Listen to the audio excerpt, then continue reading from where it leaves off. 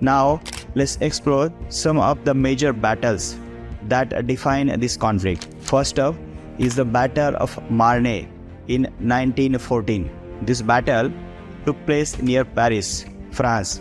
In the war's early stage, the German army was advancing rapidly, threatening to capture the French capital.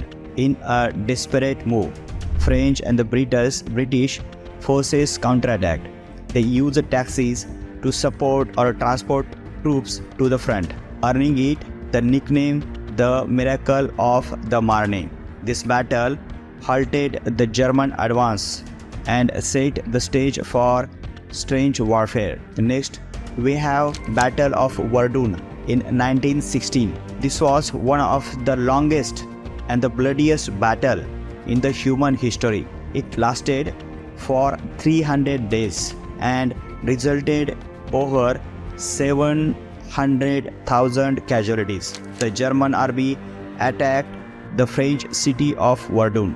Their goal was to bleed France white by forcing them to defeat or defend their symbolic location. Despite heavy losses, the French held on, declaring they shall not pass. Verdun became the symbol of French determination and the sacrifice.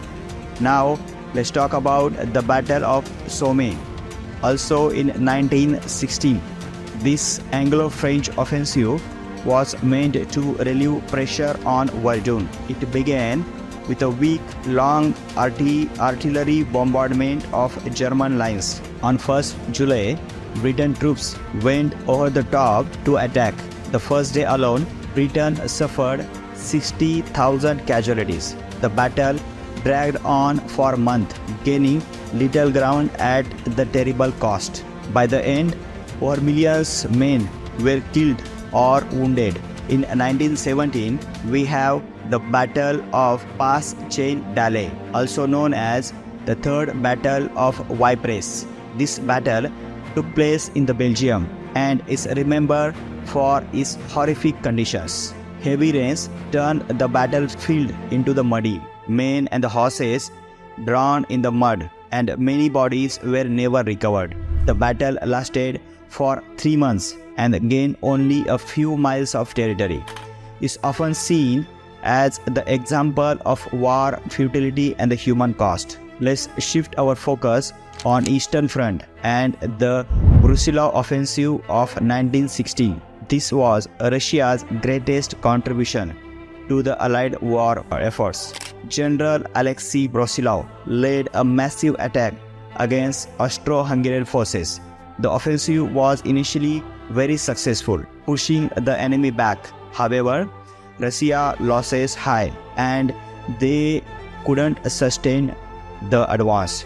This battle weakened both Russia and Austria-Hungary significantly. Back on the Western Front, we have the Second Battle of Marne in 1918. This was Germany's last major offensive of the war. They hoped to win before American troops arrived in large numbers. However, the Allies, now including American troops, successfully counterattacked. This battle marked the turning point on Western Front.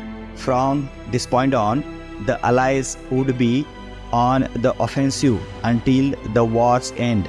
Finally, let's look at the 100 Days Offensive in late 1918. This was a series of Allied attacks on push the German back.